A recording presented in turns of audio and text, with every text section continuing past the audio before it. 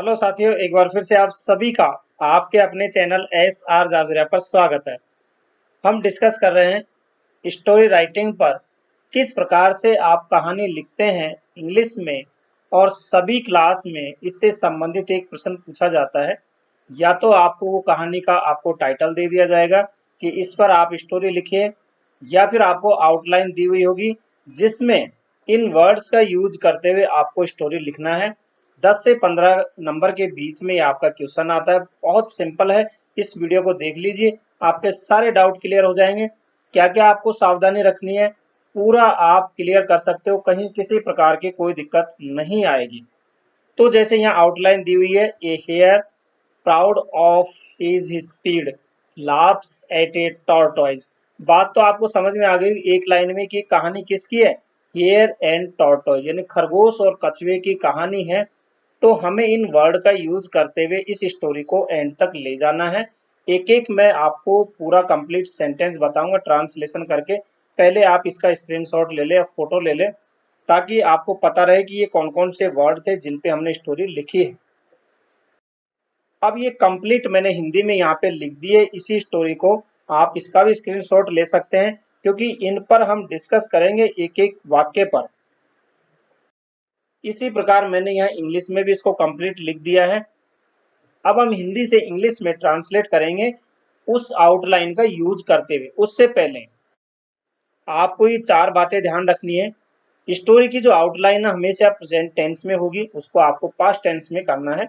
Mostly यहाँ हम past indefinite यानी सिंपल पास्ट का यूज करते हैं। हालांकि पास्ट कंटिन्यूस वगैरह ये भी आ सकते हैं, लेकिन पास्ट इंडेफिनेट का ज्यादा करते हैं, यानी वर्ब की सेकंड फॉर्म का यूज ज्यादा किया जाता है। स्टोरी का आपका जो क्रम है वो कैसा होना चाहिए, आउटलाइन के अनुसार। जैसे जैसे आपके आउटलाइन है वैसे वैसे आपको लिखना है। स्टोरी का जो टाइटल है, शीर्षक है, वो सबसे ऊपर लिखना है। जैसे अभी हमने देखा, ए हेयर एंड ए टॉर्टोइज, तो ये आपको सबसे ऊपर लिखना है। इसका मोरल क्या है, इस कहानी से हमें क्या शिक्षा मिलती, क्या सीख मिलती है, ये आपको कहानी के सबसे अंत में लिखना है। क्लियर है? चलिए अब शुरुआत करते हैं। अब हम आपका स्क्रीनशॉट खोल लीजिए। वहां पे देखिए सबसे पहले हमारी आउटलाइन थी ए हेयर यानी एक खरगोश। तो इसकी जो लाइन है ये कैसे भी आप बना सकते हो। जैसे एक खरगोश था, या एक खरगोश और कछुआ घनिष्ठ मित्र थे। यानी कि एक खरगोश एक कछुआ कैसे थे, मित्र थे, घनिष्ठ मित्र थे। तो बात आ गई ना पास्ट की, मित्र थे। मैंने कहा यहाँ आपको इसमें पास्ट का यूज करना है। तो a hare and a tortoise वर, ठीक है, फास्ट फ्रेंड्स। फास्ट यानी होता है घनिष्ठ, या क्लोज फ्रेंड भी कहते हैं, यानी घनिष्ठ जो जिगरी दोस्त होते हैं उनको फास्ट या क्लोज फ्रेंड्स कहा जाता है। तो a hare and a tortoise were fast friends, यानी कि एक खरगोश और एक कछुआ कैसे थे, घनिष्ठ मित्र थे। Next, proud of his speed. देखिए उसको उसकी स्पीड पर क्या था, गर्व था। अब किसकी स्पीड पे, आपको पता है हिंदी में कहानी होनी चाहिए। खरगोश को अपनी स्पीड पर घमंड था। तो खरगोश को अपनी चाल पर क्या था, घमंड था। पास्ट में बनाना है। The hare was proud of his speed, ठीक है। प्राउड घमंड था, ऑफ हिज स्पीड अपनी चाल पर, ठीक है। वाज यहाँ पे आ जाएगा। The hare was proud of his speed. Next, laughs at a tortoise. देखिए मैंने पहले कहा था आउटलाइन में आपको प्रेजेंट इंडेफिनेट मिलेगा, तो यहाँ लाफ्स लिखा हुआ है। एट ए टॉर्टोइज यानी वो टॉर्टोइज पर हंसता है।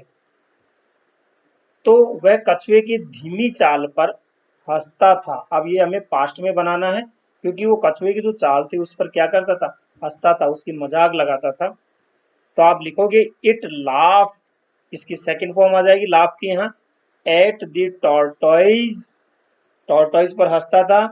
फॉर हिज स्लो स्पीड यानी उसकी धीमी चाल पर। तो इट लाफ यानी कि वह हंसता था। एट द टॉर्टोइज, टॉर्टोइज पर। फॉर हिज स्लो स्पीड यानी उसकी धीमी चाल पर। क्लियर? Next, race. रेस यानी दौड़। तो एक दिन खरगोश ने सॉरी एक दिन कछुए ने खरगोश से एक दौड़ करने के लिए कहा। देखिए रोज रोज उसकी मजाक करता था तो एक दिन कछुए ने भी ठान लिया कि चलिए दौड़ कर लेते हैं, जो होगा देखा जाएगा।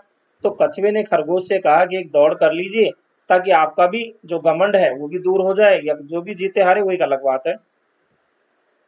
वन डे, एक दिन, द टॉर्टोइज आस्क्ड, कछुए ने कहा, the hare to run a race, खरगोश से एक दौड़ करने के लिए। क्लियर। चैलेंजेस फॉर रेस, अब देखिए ये मैंने कहा कि प्रेजेंट इंडेफिनेट में होते हैं ज्यादातर, चैलेंजेस हैं, आपको इसको पास्ट में बदलना है। तो खरगोश हंसा और उसने चुनौती स्वीकार कर ली। खरगोश को हंसी आई, उसको लगा क्या जीतेगा, कछुआ तो वैसे ही धीरे धीरे चलता है। तो खरगोश पहले तो हंसा और फिर उसका जो चैलेंज था, चुनौती थी, वो स्वीकार कर ली।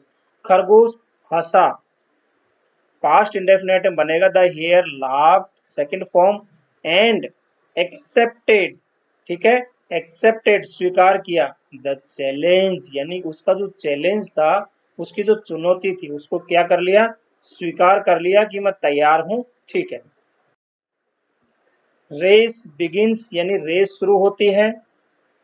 अगली सुबह दौड़ प्रारंभ होती है। अगली सुबह, अगले दिन, या जब भी नेक्स्ट डे, जिस दिन उनका समय था या जिस दिन निश्चित हुआ था उस दिन, तो अगली सुबह दौड़ प्रारंभ हुई। The next morning the race began, ठीक है, बिगिन फर्स्ट फॉर्म है, सेकंड फॉर्म बिगन, यानी रेस प्रारंभ हुई। नेक्स्ट है हेयर रन्स फास्ट, खरगोश तेज दौड़ा। हम सभी जानते हैं कि खरगोश तेज ही दौड़ता है। तो खरगोश बहुत तेज दौड़ा, परंतु कछुआ बहुत धीरे धीरे चला। जैसे कछुए की चाल है वैसे ही चलेगा। तो यहाँ हो गया the hare ran very fast.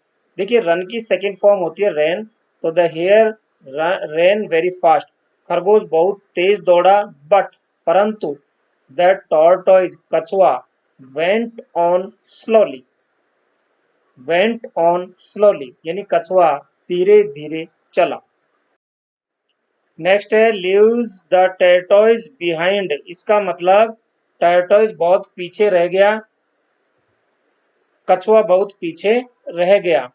तो देखिए द टॉर्टोइज यानी कछुआ, वाज लेफ्ट, यानी कि लेफ्ट यानी क्या हो गया, रह गया, फार यानी दूर, बिहाइंड यानी पीछे, तो बहुत पीछे वो जो है रह गया या छूट गया। लेफ्ट यानी रह गया या बहुत पीछे छूट गया।